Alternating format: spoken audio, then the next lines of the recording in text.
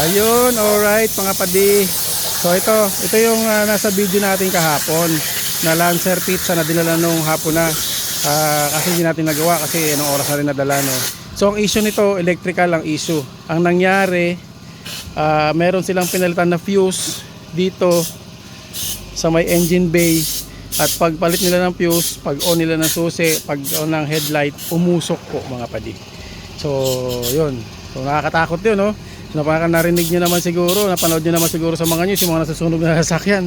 So medyo scary ito, scary. So buti wala naman nangyaring masama dito sa Lancer na ito nila bossing at naidala dito sa atin. So ngayon, upon checking natin mga padi, so ito yung naging problema, no? Umusok nga dito sa may bandang dashboard nila, sa may bandang manibela. Ngayon, chinek natin, ito po yung naging problema, nakita natin mga padi, no? Ito, meron silang kinabit na LED sa park light. Ayan, dito yan sa loob, sa park light mga padi. Ayan, oh. Kita ninyo, puro kalawang na. So meaning na nababasa ito at sobrang luma na din. So ang nangyari kasi nito, nawalan ng headlight tsaka park light itong sasakyan nila bossing.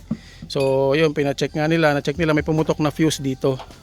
So ito, dito sa part na to, ito. Ayan. So nung nakita nila putok yung fuse, ngayon pinalitan nila. Pagpalit nila, sinalpakan nila ng bago, nangyari naman, yun nga, umusok na mga padi. Ayan.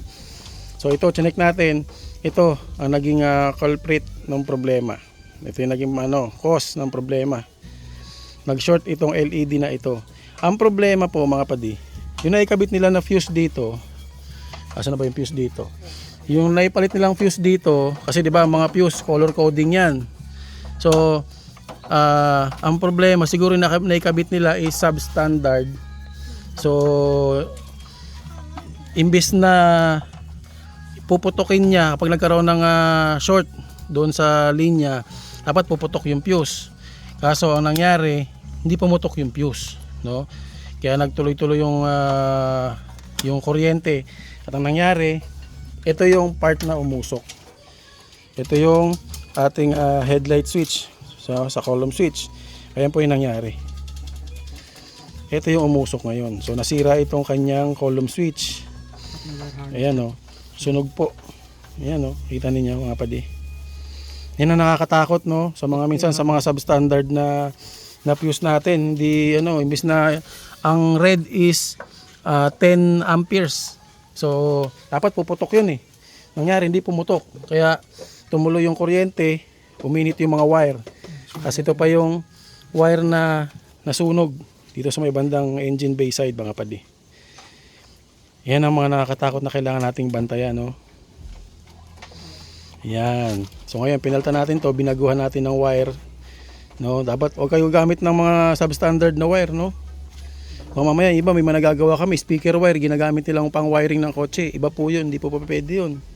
Makapal lang ang balot noon pero ang pinakalaman nun sa loob hindi po pang automotive, no? Yan.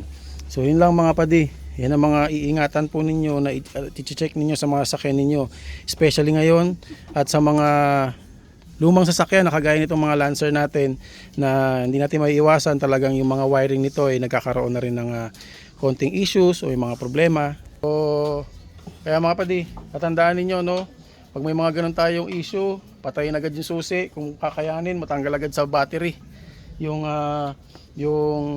matanggal yung pole, yung terminal ng battery para matanggal yung kuryente sa system, no, para maagapan agad natin. Mahirap yung ganyan. Siyempre sa mga 90s natin na sasakyan, hindi maiwasan yung may mga lumang wire, malutong na, no, kaya minsan talaga nagkakaroon ng ganyan. Tsaka yun nga, sa mga kinakabit natin ng mga accessories kagaya nun, alam naman natin mga made in China yan, mga ganyan.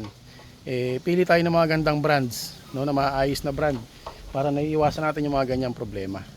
Alright, so ngayon ito, okay na ito, nagawa na natin, and for releasing na lang po ito, no, kompleto na lang. Ayun yung battery nya. Ayan, si Boss Harvey ang ating electrician. Ayan, na-trace Boss Harvey yung problema. So ang problema pala nito, wala tayong column switch, maghahanap pa pala kami ng column switch. So kung meron kayong may offer na column switch dyan, paki-PM na lang din po kami mga padi. Alright. So yun lang mga padi. Thank you.